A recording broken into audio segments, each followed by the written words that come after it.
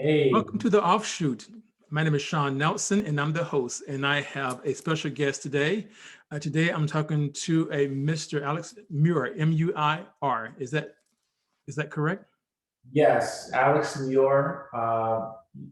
You pronounce it like you would say David Muir, another journalist for ABC, the ghost of Mrs. Muir, if you're from an older generation, Yeah. or um, John Muir, who founded the national parks in America. So those are the three famous Muirs And that I people. only know one of the three, unfortunately. Okay. I don't know. People know one of the three, depending on what the interests are. They know one of those three. Yeah, but you can probably guess the one that I know.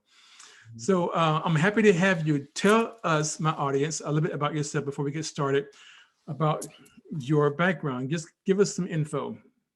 Yeah, I think, for this audience, because this conversation will circle around probably diversity, right? And circle around HR. What's important to know about my background is I'm a native of New York. I was born in Queens, New York. Went to Cornell University, which is in upstate New York, and it's number one in HR, human resource management. And also from a cultural standpoint, I I kind of rare that I went to school as well in Jamaica, West Indies, right? So I was educated in public schools in America, in a rural and a city school in Jamaica, West Indies, Caribbean, which Yeah. is a all black country, right? Hmm. In terms of leadership, and then went to a predominantly white institution, Cornell, which is the Ivy League. Yes, a very, very good institution. So, what are you doing in your profession right now that will benefit the Black community, other communities of color in the future? So, how does your work play a role in all that in the future of our communities? Yeah, I think the most interesting thing that I'm doing right now is creating a white paper on the business of HR technology. So that's a report, right? And I'll try to use very simple language because we Okay. never know who's listening, right? So a white paper, a research report, a database Hmm. that people can look at and see what is the business of HR technology. Most people think about human resource or HR in terms of hire and fire. I want a job. How do I get one? And then when I get in the company, let me stay away from HR. And it varies from state to state. Some states have a right to hire law, which of course means something totally different for states that are more liberal when it comes to HR. Um, but educate me on the technology part of all of that. Great question. So with the technology, pretty much, every aspect of our life have technology now. And so when you think about human resources, it's important to know that there's $15 billion that has been invested into HR technology over the last 5 years. Okay, that's a lot. A lot, tremendous amount of growth. And if we're talking to this audience who's diverse, you want to think about, well, what are the HR tech companies that are Black owned, women owned, Latino owned, right? Who's getting funding to be, major players in this multi-billion dollar industry? And right now, I'm assuming that there aren't very many minorities who are taking part in this growth of billions and billions of dollars. No, there's not. There's a great report put out by Harlem Capital, which is it's a Black owned I think they're a venture capital firm uh, Mhm. giving money to other companies investing in, and they did a report, and that report was just about investing venture capital dollars that went to Black and brown companies in general, right? Who Yeah. received $1 million. Now, they identified 900 companies that received $1 million that were Black and brown. Okay. At 900, only approximately 20 were in the HR lane. And if you think about that, right, HR is such a huge, every company really has an HR department. So Yes. to me, that's an area where Black and brown entrepreneurs are underrepresented. And this is the area that you want to expand on and that go more into with your organization, with your business?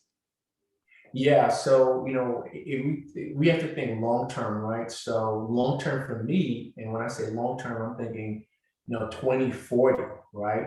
Is to have a venture capital firm that focuses explicitly on HR technology Hmm. that has $500 million in funding to invest. And so, you know, uh, sometimes we overestimate what we can do in one day Hmm. and underestimate what we could really do in 20 years, right? So, So so I'm sorry to interrupt. So how will all of this now or in the future as you build out help and benefit the Black community, Latino community, other communities of color, uh, especially when you think about historically, especially when it comes to Black Americans and when it comes to unemployment, the Black community is always in terms of the bottom, or I should say, has the highest unemployment whenever there's anything going on in this country in particular. So if there's a recession and employment goes up, it's going to be the highest among Black Americans. Even when there is a great prosperity going on and there is low unemployment, Black Americans will still be at the high of that. So uh, how, in terms of what you're working toward, is that going to benefit or help people of color in the present and in the future? great question. So if we meaning Black and Brown people move to a more ownership mindset where we're selling services, right? So we're not just being the HR department, right, which has its place, right? Which most people think about, hey, I want to be the HR officer, if anything, right?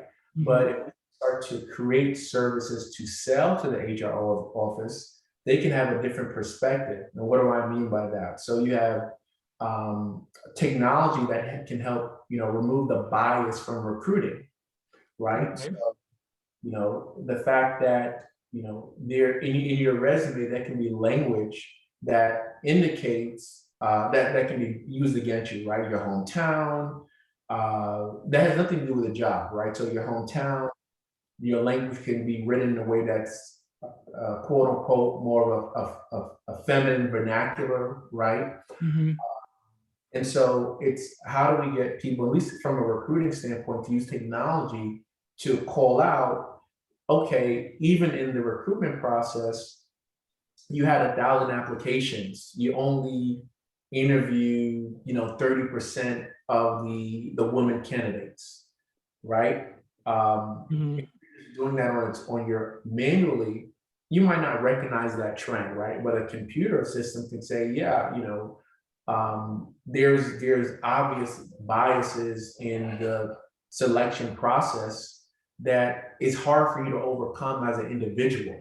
So the technology basically would screen, say, the CVs or the resumes before they get to the actual hands of an HR recruiter. Yes, yes. So some of that sorting can go on, right? Yes. Okay, and so once it gets to the HR, the actual individual's hands, how do you remove bias from that individual? Um, Well, one thing. So I was talking to someone about this, right? If someone has a photo of you at a certain point, someone is going to know that you are Black or a woman, right? It's going to be a video interview or in-person interview. mhm. And if they have a bias, even there, you can say, hey, how is it that this person who's doing the interviews, this person A, interviewer A, they seem to are saying yes or hiring people that look like that have characteristics that are similar to them, right? Over Mhm. the last 100 interview days, right? 70% of the people that they said were great seem to have characteristics that are so similar to them, right? So Yeah. it's a piece of getting better, or not better, but more diverse candidates to be looked at by HR, Mhm. but then also post reviewing, hey, even when we brought you diverse candidates, right, to the table, did you take action to hire them, right? Was there any aberrations? I wonder still because I recall some years ago when I was a manager with Macy's and I had an employee, a young black man that I hired. He didn't work out, so I let him go. And I remember being in the office of the human resources representative, a young white girl, and we were chatting. And out of nowhere, she says to me regarding this employee, this young black man that I let go, uh, something to the effect of, "See, I told you so." Looked at his hair, and I responded to her. I said, "His hair." I said, "You need to be careful about what you say about a black man's hair. Your comments can be borderline racist."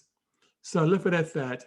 A few moments later, she comes to me, another manager, crying in tears, saying that I call her racist. I said, "No, I did not call you racist.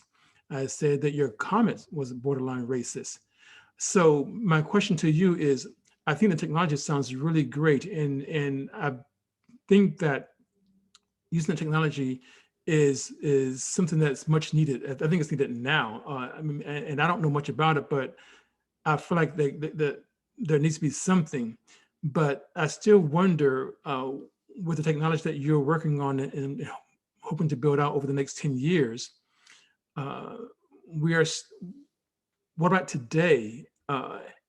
What can be done today to prevent an HR person from looking at a young black man's hair and making judgment on him? Well, if we're talking about today, there's two dynamics that are happening. One is we have better language to even for people to receive Hmm. between, I'm saying that you're a racist person and this action was borderline racist, right? And we don't need to be moved towards, tears, Hmm. or, you can have a tearful moment, but we need to still address the topic at hand, right? Yeah, The other piece is that there are laws now, right, in place, right, the Crown Act, that you can't discriminate against someone on the hair. So that's more of a legal route. hmm. With technology. Is that enough? I mean, should there be more? Is the legal route the way to go to kind of balance out what your technology can not do? Should there be a partnership between legal and the technology? Well, the laws, well, individuals or a group, want to be treated fairly. And usually, the vehicle was pushing that through policy and laws, right? Mhm. And now you have technology that's trying to, assist that more, right? So you had Civil Rights Act, which kind of said here are these protected classes, or here's what discrimination means. Yeah. I actually interned for the Department of Labor at the Equal Opportunity Commission, EEOC. Hmm. Um, so those rules are trying to be more enabled by technology, right? So that's the best way I think I can answer that right now. And it's always, you're pushing the technology, you're pushing the conversation enough so that you can have aware. To me, it's always three A's: Yeah. aware, action, and accountability, right? So I think a better question, was not that's not asked, right, is how do we fire non people who don't embrace diversity, equity, inclusion? Hmm. That's people really talk about that, right? That's accountability, right? So we've Yeah. made you aware, we've taken action to bring in software, we've taken action to bring in training, we've done all these different things. Now, how do we hold you accountable? We can incentivize you and say, hey, we want your pay to be tied towards the D&I goals, right? Hmm. But there's another part of accountability that is punitive, Yeah. right? It's really talked about. That is, how do we remove people who are not embracing this path, which the whole country recognizes. I think by 2040, most of the people in America are going to be people of color, right? Hmm. White Americans are going to be the minority group, right? Compared to all the different large groups of ethnic minority groups that we have, right? And so if we're moving towards a D&I culture, in conclusion, that has to be talked about as well. Like, how do we hold you accountable, not just through rewards, but through punitive action?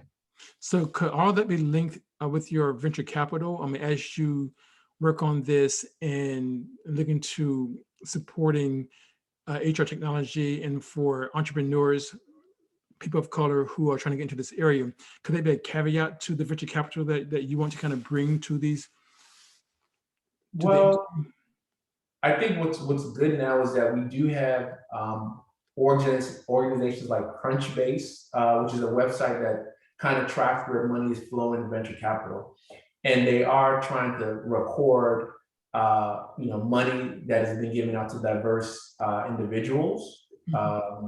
But even in that, right, there's a study that's, hey, 20% of all the venture capital went out to white women, right?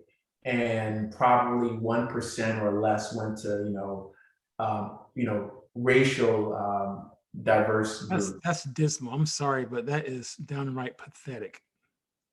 It is, and if you put it in the context as well as a lot of the movements that happened for civil rights, the major like milestone laws and movements, were primarily pushed forward by people of color, and that capital is still not, what I care about, right? The ownership and the capital is still Mhm. not that level of diversity or economic inclusion Yeah. is not occurring. So that's why I push. I would like to let the audience, think about, um, you know, what I talked about and talking about is how do you have HR services, HR providers that Mhm. are diverse professionals, or diverse ownership be used in your company. And if you are a manager, you're a director, right? You have the ability to say to the contracting department or the purchasing department, who are our diverse suppliers, Yeah. right? All the money that we're spending out, have we tried to, use that with a diverse, new diverse suppliers, right? Which, oftentimes, I can tell you right now, Hmm. within the HR space, there are two $1 billion companies that are Black and brown owned, unicorns that no one talks about, Mm. right? So there's not even awareness of when people say, "Oh, I don't know where to hire diverse talent." It's even more extreme where you say, "Well, I don't even know where to do business with, reputable That. diverse companies." Yeah. So is that your goal is to get out to the world that you have these HR services that are available, these billion-dollar organizations that could help with the diversity in other organizations, that could help with improving a company by having that diversity with the recruiting, et cetera? Is that your thing to kind of spread the Yeah, word? yeah, definitely just to spread the word. That's why I say that research and report is important. So that people who have the ability to make an action can do that. And remember, these HR tech companies can do more than just recruiting, right? I like people to know that HR, human resources, it's payroll, it's their control of your wellness, of your benefits, Mm. of your performance management, your attendance software, your So you, training so software. you refer like to like Workday and PeopleSoft, those kind of organizations? Yes, those are the more traditional ones that people know about, right? Workday, PeopleSoft, ADP, TriNet, and now with more, are we going to more technology, right? People might say Slack, right? That enables work. A lot of people use Slack or GroupMe's to facilitate, meetings as well. Okay. Zoom, is this a part of HR? Right? It's a core function of you to do your work, Yeah. right? So these So are, So sum it up for me.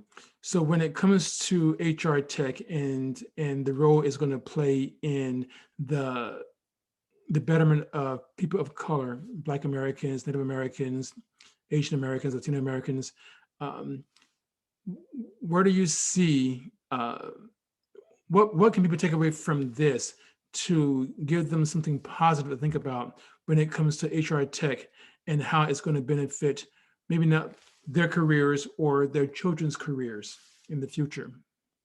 Yeah, I think it's important to understand what, human resource technology is. Remember, at every company has this, right? I like to tell people that if someone's making a product that's like a hot dog stand, well, Mhm. that's only relevant to people who, one, eat meat, and two, like hot dogs, right? Yeah. Or three, like fast food, right? HR is really relevant to every organization that you go into, right? As I described, the training, the payroll, benefits, and you want to make sure that even things are designed, the people who are designing it, right? Think about this. The people who are designing these platforms, they're using their perspective. So if something's to the left, if something's to the right, if it uses this color, it uses these words, right? Mhm. That's if you put it in the context of, let's say, the news, there's a reason why some people watch ABC and some people watch BET, right? Because Yeah. the people who are making that news is telling it in a different way. It's the same information, maybe, or examples might be different. And so when you think about your HR services, human resource services, hey, can we use a different platform that is more relevant to, the users here, just by the nature of how things are created and communicated out. Yeah. Uh, Well, that's something I definitely want to go more into, and I want to end it there. But I do hope to have you back if you're willing. So, where can people find you to learn more, or to get more involved, or even to, I guess, if they want to invest, how to invest in venture capital so they can support minority HR technology? yeah, what's the best way? I guess people move around. There's always different new platforms, whatever. But AlexMurr1. That's probably going to be on like the LinkedIn's, Instagram, and stuff like that. Hmm.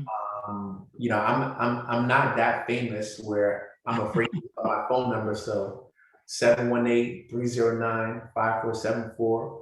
I don't want to. You're very bold to do that. Yeah, I don't want to be famous, right? So I'm not gonna. People are not gonna go crazy calling me anyway. So Mhm. uh, those are the ways to reach out. Email alexmuir1@gmail.com. Yeah. Well, thank you very much. And audience, please check him out. He's a very smart, intelligent man. And there's a lot more to this conversation. And we will have a second conversation. Please go to YouTube and like this conversation and subscribe to the Offshoot. Also follow us on Twitter. And you can also check out the website, which is at www.theoffshoot.org. Alex, thank you again. And I hope to talk to you again very, very soon. Thanks. Thank you. Enjoyed it. Enjoyed it. Thank you. Bye-bye.